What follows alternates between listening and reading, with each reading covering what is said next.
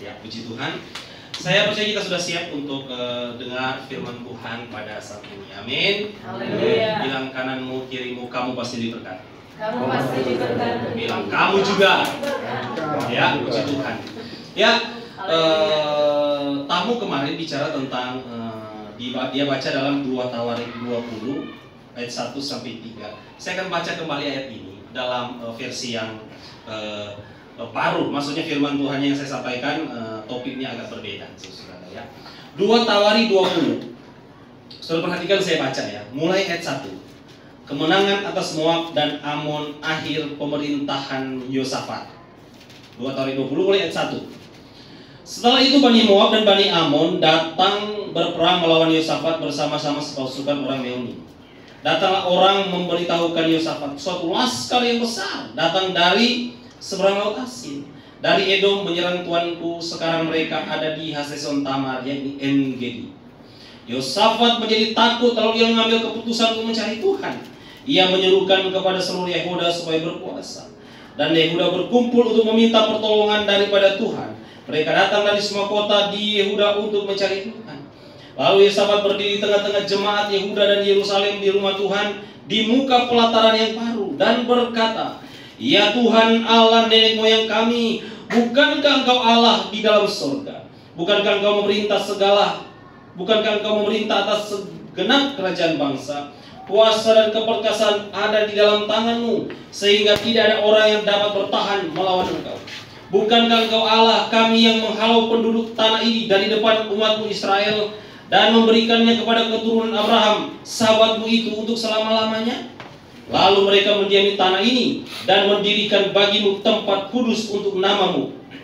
Kata mereka, bila sesuatu malapetaka menimpa kami, yakni pedang, penghukuman, penyakit sampar atau kelaparan, kami akan berdiri di muka rumah ini di hadapan-Mu, karena nama-Mu tinggal di dalam rumah ini, dan kami akan berseru kepadamu di dalam kesesakan kami sampai Engkau mendengar dan menyelamatkan kami.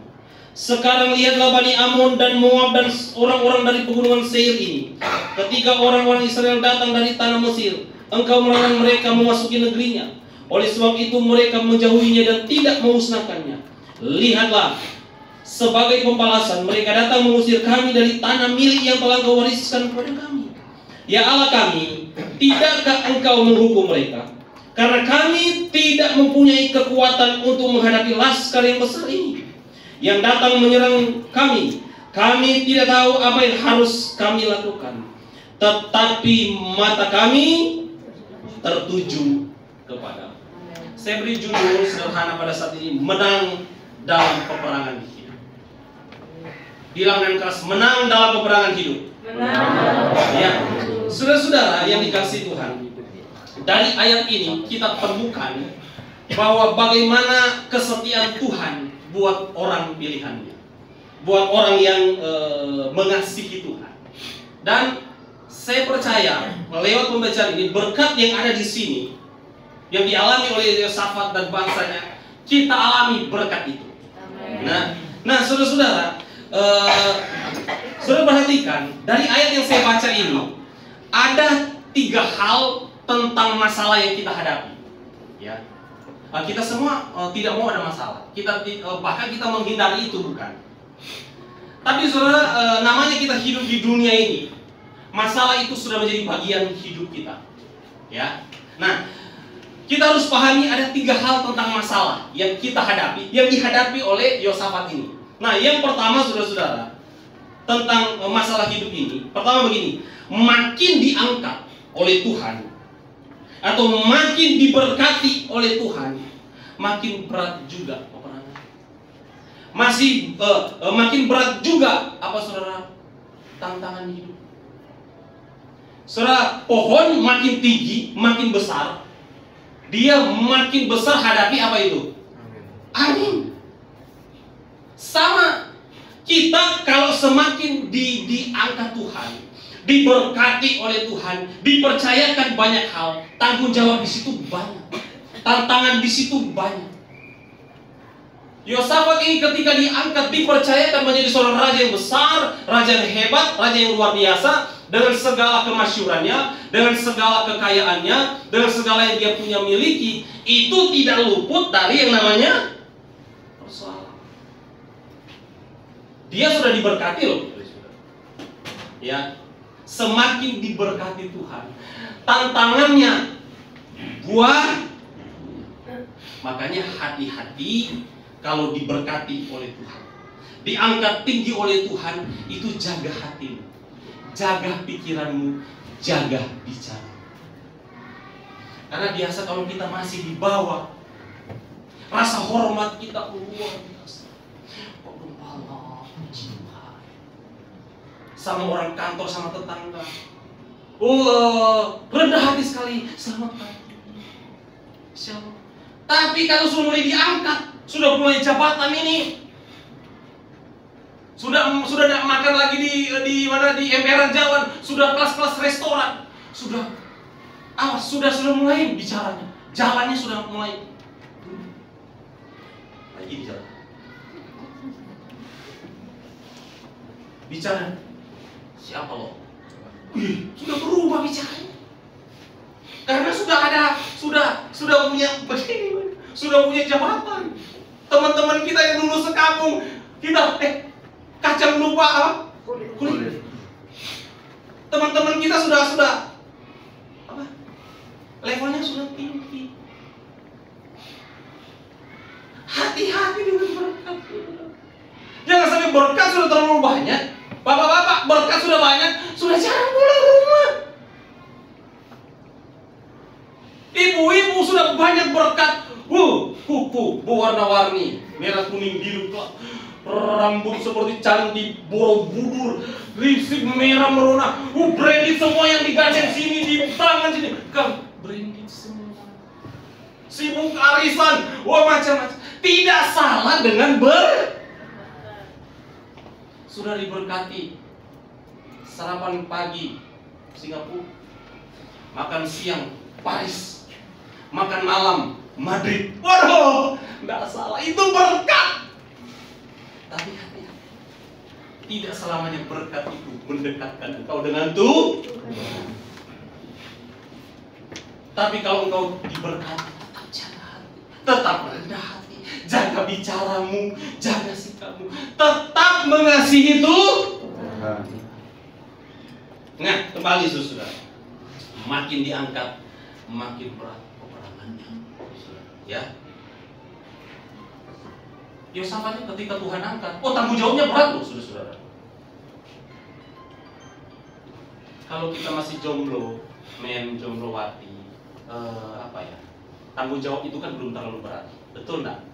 Masih single soalnya. Biaya hidupmu cuma kamu yang cuma kebutuhan kamu. Terserah kamu makan nasi jinggo yang 4.000, 5.000 ya. Itu belum ada. Tapi ketika sudah mulai pacaran, biaya hidup bukan satu, tapi dua. Habis di pulsa, telepon sampai panas itu. Sayang, kamu di mana? Dulu di kursi. Nah, setengah jam habis pulsa, isi lagi. Setengah jam di sofa, tiba-tiba setengah jam di depan pintu, setengah jam di pagar.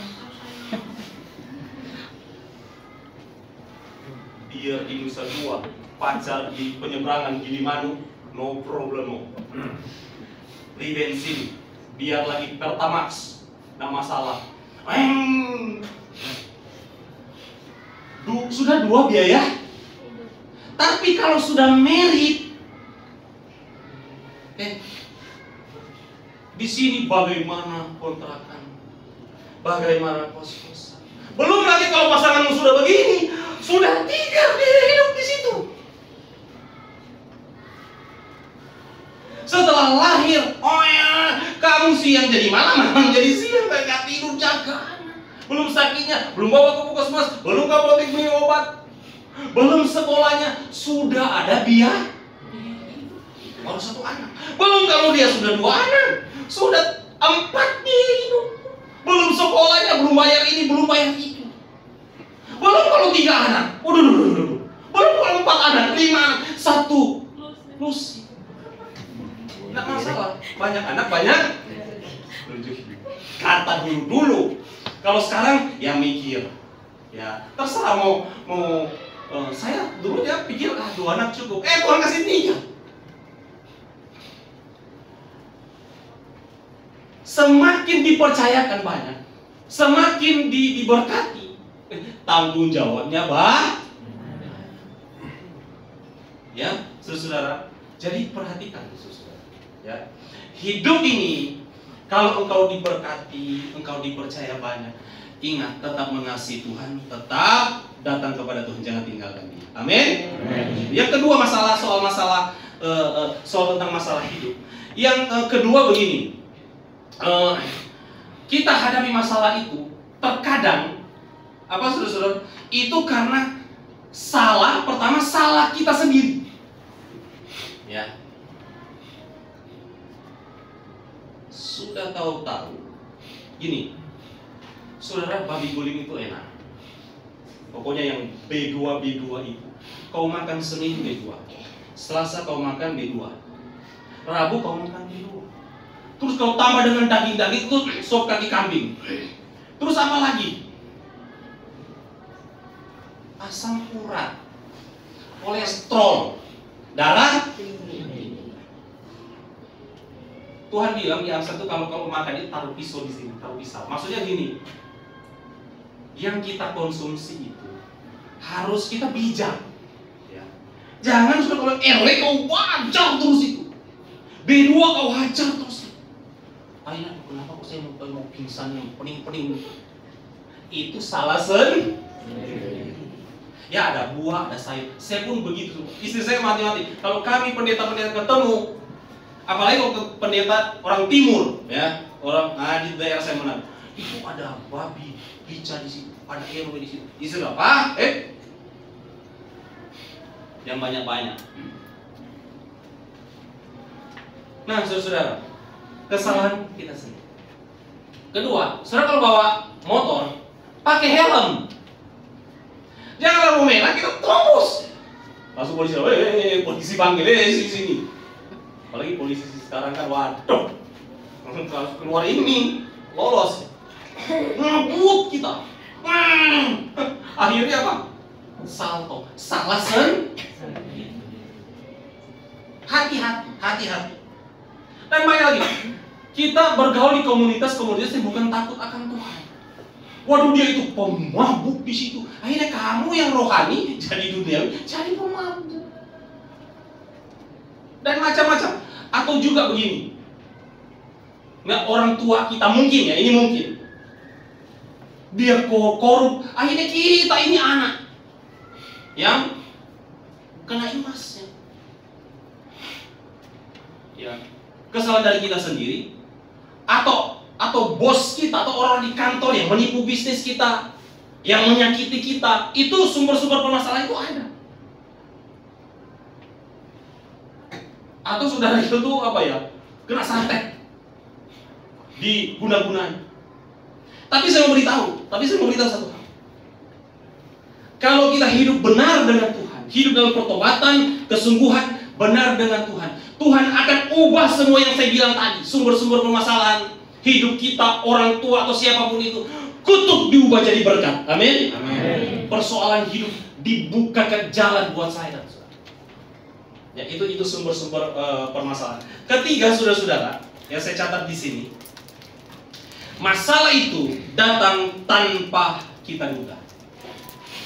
Ada yang duga itu COVID datang, nggak ada kan? Di lockdown semua, di PPKM semua, dibilang zona hitam lah, zona merah, macam-macam. Nggak ada yang prediksi. Tadi sehat-sehat kita semua, tiba-tiba ada di rumah sakit, dia menang. Sama seperti ini Yosafat. Dia orang benar, tapi tiba-tiba ini tiga bangsa yang begitu bengis, begitu kejam datang menyerang dia. Saudara-saudara, ya. Kenapa Yosafat menjadi takut di ayat pertama ini? Karena posisi pasukan ini sudah ada di daerah namanya En-Gedi. En-Gedi itu adalah suatu perbatasan. Mereka sudah masuk di sebuah perbatasan, sudah masuk di wilayah Yehuda atau Israel. Kalau tentara dia berjalan cepat untuk menyerang ini Yosafat, itu hanya butuh 10-12 jam mereka sudah bisa merebut itu ibu kota. Nah, untuk melawan sebuah musuh diperlukan persiapan, pasukannya dipersiapkan, didatangkan dari beberapa tempat, pasukan ini datang. Dikoordinasinya itu bukan hanya cukup 1 hari, berhari-hari itu masuki melawan musuh. Tapi ini sudah ada di dalam wilayah.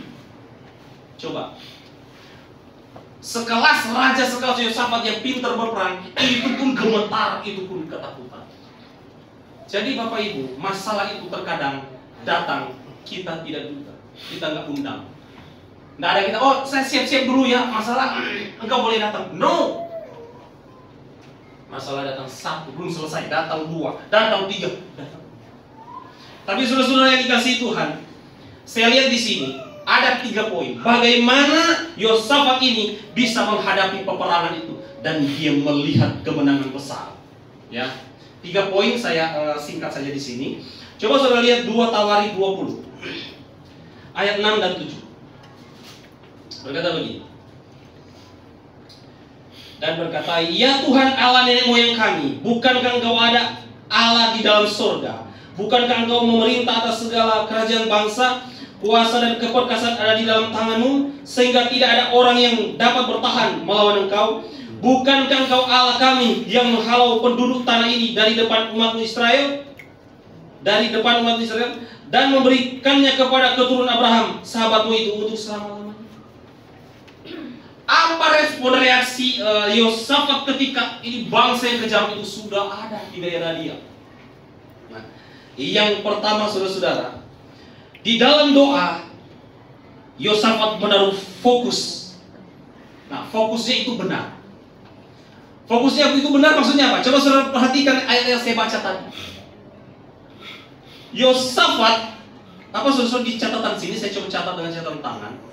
Yosafat di dalam doa itu dia tidak pernah membesarkan, mengungkit-ungkit atau fokus kepada pasukan yang besar yang datang. Dan oh Tuhan, besar sekali nih masalah ini. Orang yang kejam-kejam Tuhan, orang yang lengkap dengan militer. Waduh Tuhan, habislah kami ini. Tidak ada kata-kata itu.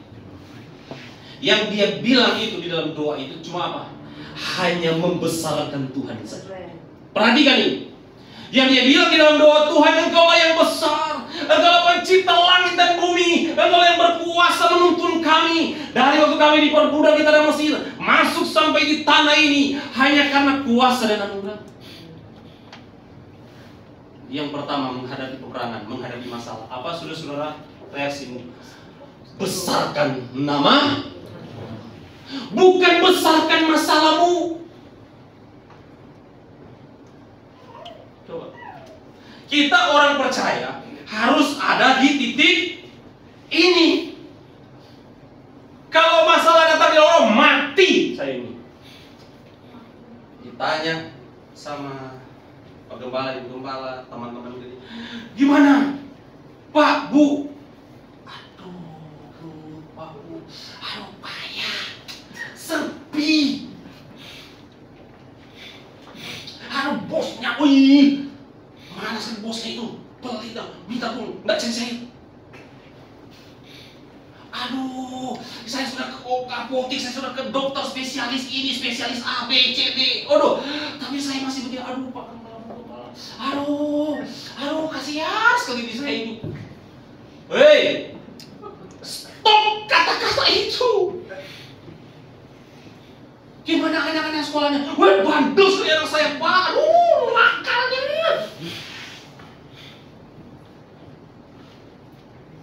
Gimana bisnisnya ini? Wih, macet nih. Sepi sekarang. Harga naik semua.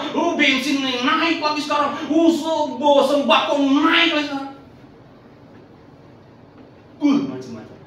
Kata-katanya itu kata-kata yang sinis. Bahasanya bahasa yang enggak ada apa itu? Enggak ada emosi. Sudah, jangan membesar-besarkan masalah.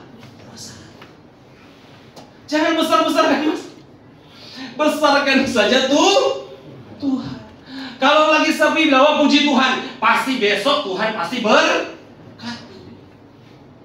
Kalau kita bicara masalah sejak Adam dan Hawa itu ya, sejak zaman Adam dan Hawa sampai zaman Adam yang sudah terbang sekarang sampai sekarang, masalah itu ada. Tapi percayalah Tuhan Yesus tidak pernah berubah dulu sekarang selama-lamanya. Amin. Dia tetap besar, Dia maha besar, Dia lebih besar dari masalahmu. Katakan amin. Bilang kanan kiri, Tuhan lebih besar dari masalahmu. Bilang keras-keras, bro, Tuhan lebih besar dari masalahmu. Bilang begitu. Tuhan bilang, jadilah seperti yang kau katakan. Kalau kau kata, oh sakit aku, mati aku, terus di gereja sudah berdoa, Tuhan Yesus berkati ekonomi saya, keluarga saya. Iblis langsung penuduh dia, Tuhan Yesus jangan berkati dia. Kenapa? Dia soalnya kalau tiap hari bicara itu mati aku, bangkrut aku, stres aku. Terus dia mau minta kepada Tuhan, Tuhan beri aku damai. Tapi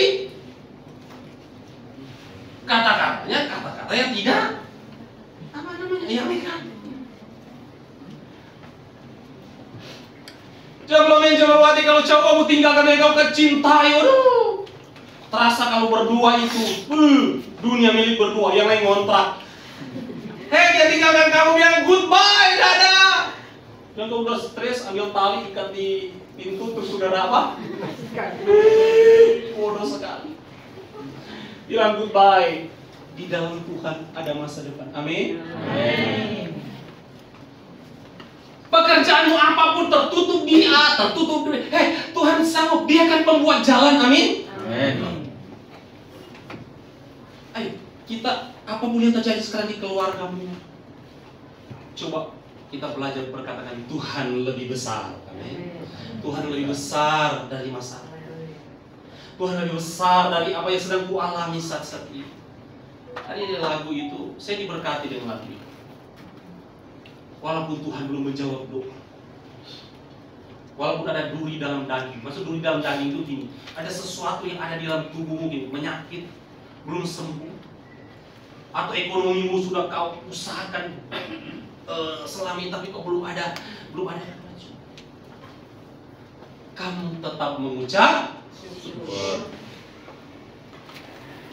Kalau kita membesar-besarkan masalah, iman kita jadi kecil.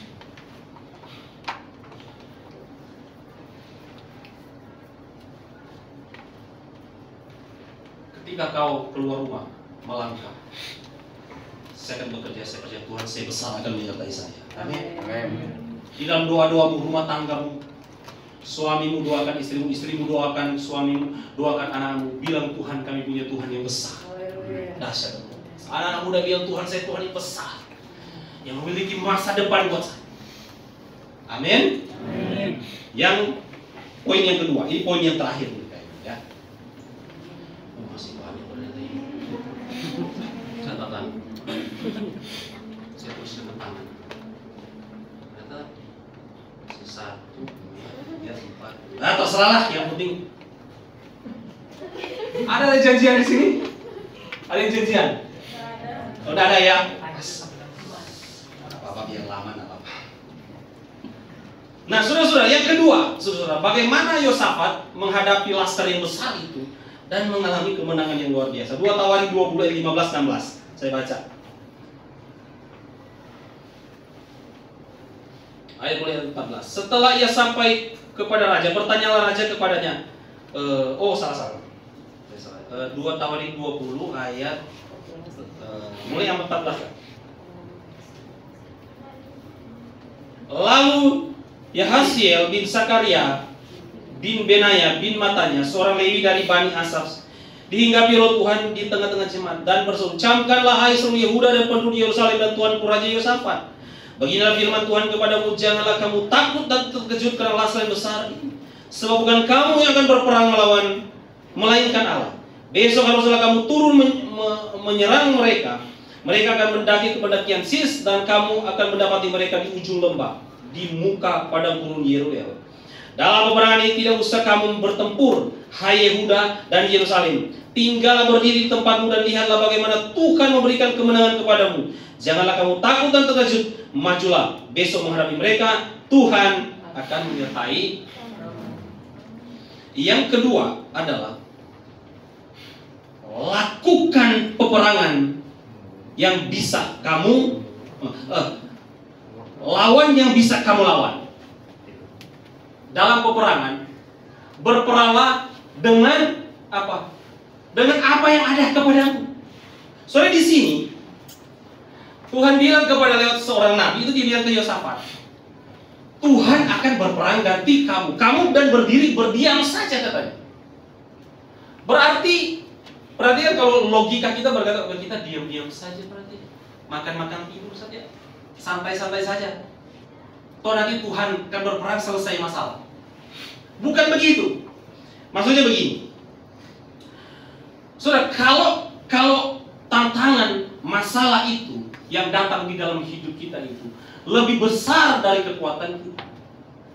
Ketika tantangan itu datang, persoalan, masalah hidup itu terlalu besar, melebihi kekuatanmu, yang tidak bisa kau tanggung, yang tidak bisa kau sanggup.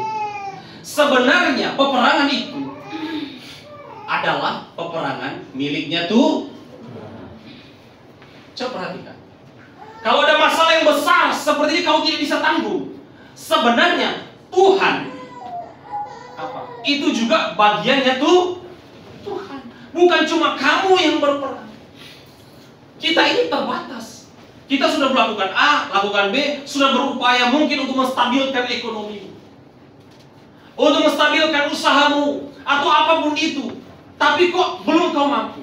Ingat, kau punya Tuhan yang sanggup menghandle itu, yang sanggup menggantikan engkau supaya kau bisa berperang dan mengalami kemenangan. Jadi saudara-saudara, yang kedua di sini sebenarnya begini, mengajarkan kita lawan apa yang kau bisa lawan, perangi apa yang bisa kau perangi. Artinya begini, kerjakan saja bagian yang kau bisa kerjakan. Bagian Tuhan itu tidak usah kau kerjakan, biar Tuhan yang akan bekerja. Nah kadang begini, kita itu mengambil bagiannya Tuhan. Contoh begini, kita ini kan khawatir, cemas, dan kadang bimbang. Itu sebenarnya sudah bagian Tuhan. Itu sebenarnya sudah bagian Tuhan. Kalau kita cemas, kalau kita bimbang, sebenarnya itu sudah bagian Tuhan. Coba sudah perhatikan. Pernah baca, pernah dengar, jangan kamu khawatir. Terus serahkanlah kekhawatiran itu kepada Tuhan. Jadi sebenarnya kekhawatiran, masalah dan tantangan yang kita tidak sanggup, kalau kita sudah serahkan kepada Tuhan, ya sudah biar Tuhan yang akan kerjakan itu. Kita nggak usah lagi. Bagian kita hanya apa? Berserah. Bukan berpasrah ya, berserah Tuhan. Karena ada ayat berkata tadi, Tuhan kami tidak punya kekuatan apa-apa lagi untuk menghadapi laskar yang besar ini, tapi mata kami hanya tertuju kepadamu. Yosafat bilang kami tidak punya kekuatan, kami terbatas, tapi kami punya Tuhan yang besar, mata kami tertuju kepada. Jadi biarkanlah Tuhan yang bertindak, serahkan semuanya kepada Tuhan. Ya tapi namanya kita manusia, kekhawatiran itu masih bisa datang, persoalan itu masih bisa datang, tantangan itu bisa datang. Tapi saya mau ulang bilang, jangan sampai kalau takut, cemas, bimbang, khawatir, itu normal. Yang tidak normal, kita sudah dikuasai dengan ketakutan, kita sudah dikuasai dengan kekuatan, sehingga kita lupa bahwa Tuhan itu lebih besar dari masalah kita. Amin. Saudara yang dikasihi Tuhan, kerjakan bagian kita, biar Tuhan kerjakan bagian. Terkadang kita bukan urusan kita, bukan bagian kita. Kita mau urus, ini repot.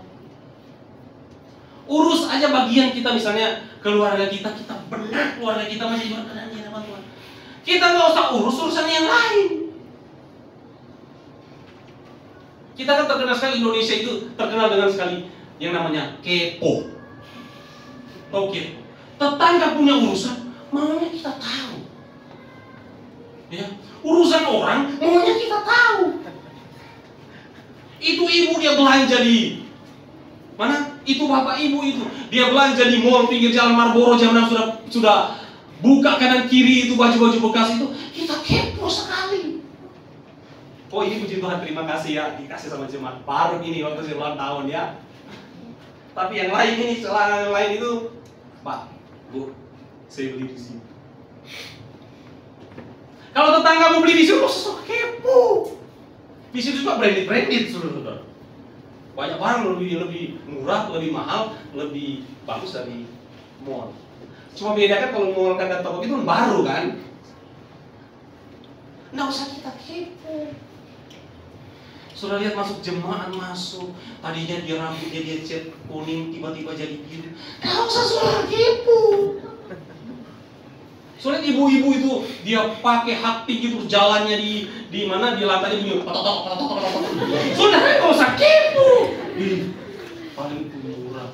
Dia mau beli murah, dia mau beli mahal, bukan urusanmu. Kita kepo sekarang. Kita lihat dia bawa motor, kita dia pinjam, dia beli cash, dia kredit, bukan urusanmu.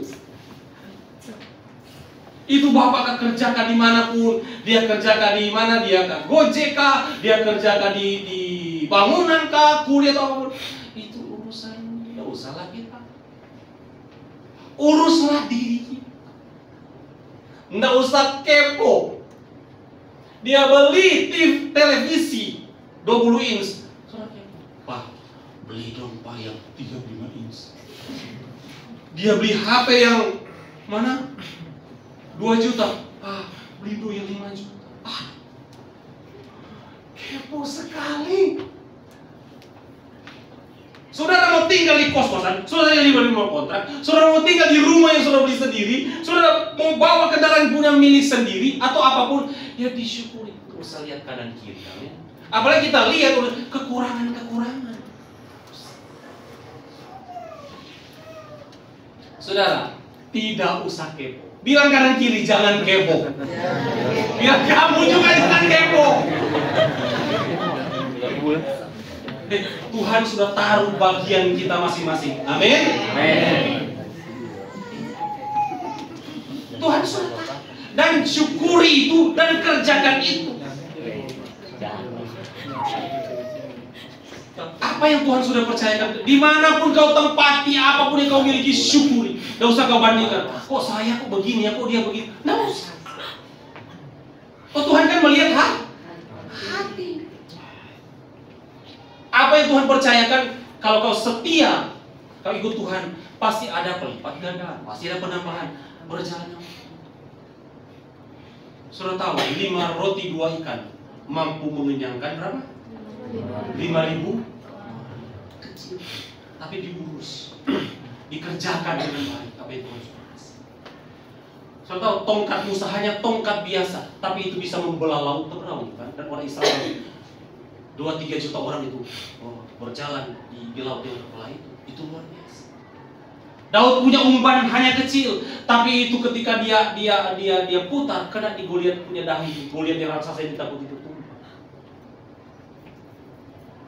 Jadi siapapun hidupmu, apapun yang sekarang yang Tuhan percayakan kepadamu, itu serahkan kepada Tuhan. Amin. Bagian saudara setia saja ikut Tuhan. Amen. Bekerja dengan rajin, ya.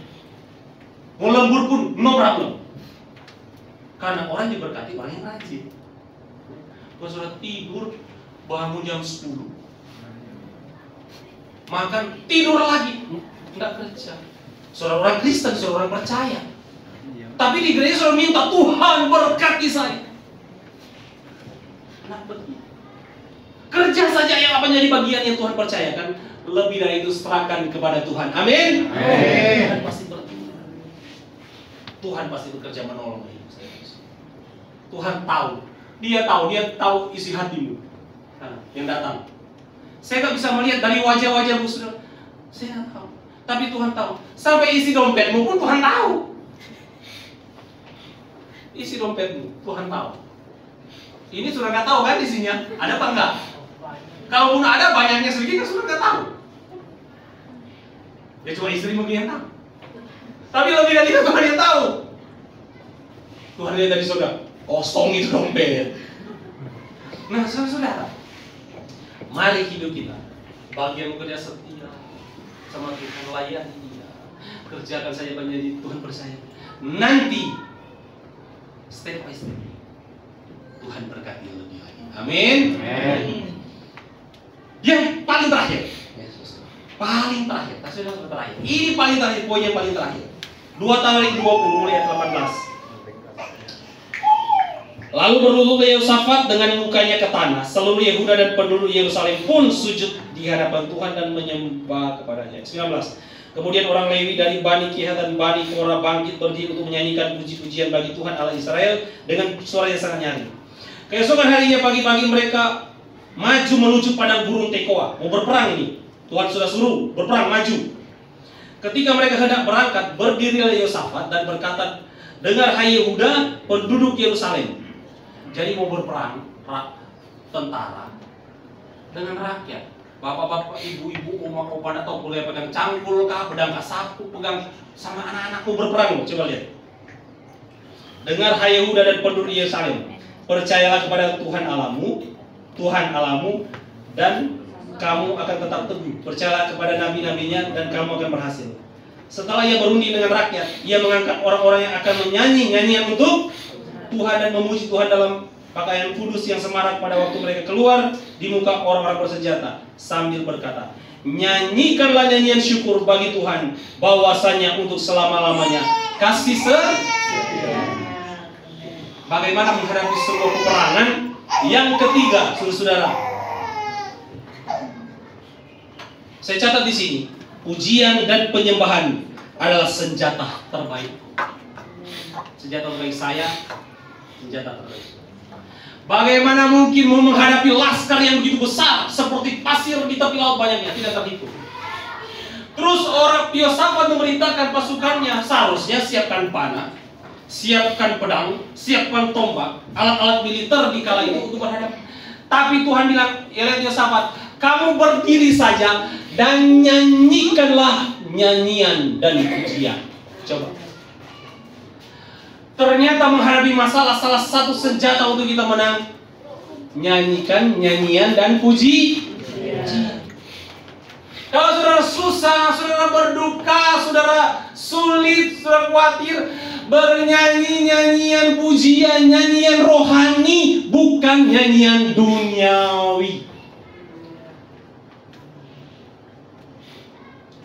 Nyanyian rohani itu apa? Ada sukacita dalam Tuhan. Yesus luar biasa, Tuhan Yesus baik, sungguh amat. Itu nyanyi, tapi nyanyian dengan sungguh-sungguh. Karena ada kuasa di balik pujian dan penyembahan. Jangan saudara susah, berantem, mungkin suami istri berantem, saudara nyanyi, saudara posting lagi di Facebook. Saudara nyanyi, patah hatiku jadinya.